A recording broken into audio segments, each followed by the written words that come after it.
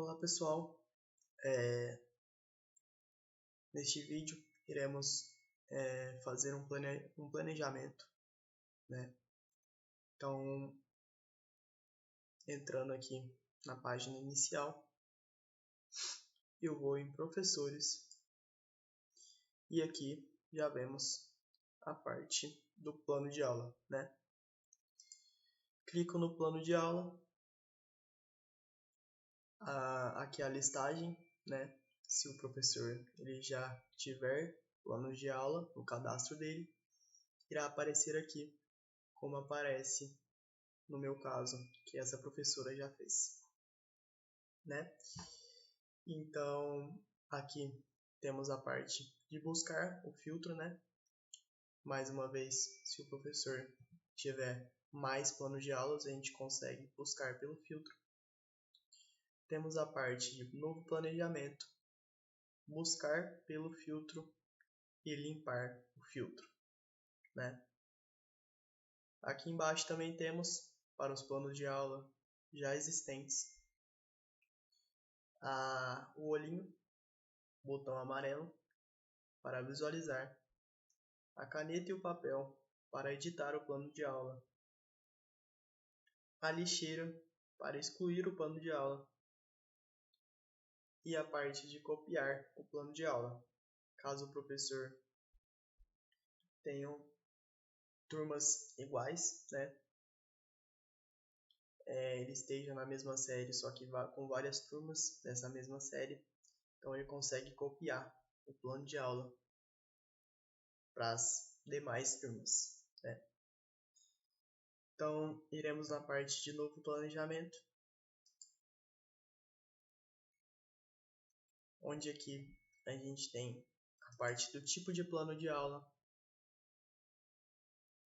onde dá para escolher pelo anual, unidade e periódico, né? Aqui vai depender do que é utilizado no município, né? Então depende, mas todos funcionam da mesma forma, né? O anual ele vai para o ano todo.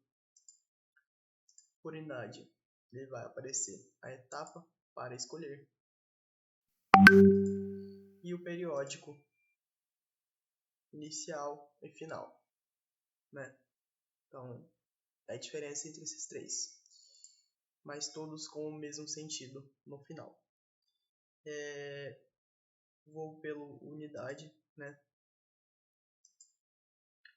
Então aqui selecionamos a turma, colocamos a etapa, né? Então por unidade funciona dessa forma, que ele tem as unidades disponíveis que são regentes nessa turma, né? O anual, se vocês perceberem, não aparece. E o periódico, ele tem para escolher, se eu quiser colocar por semana, por mês, eu consigo pelo periódico, né?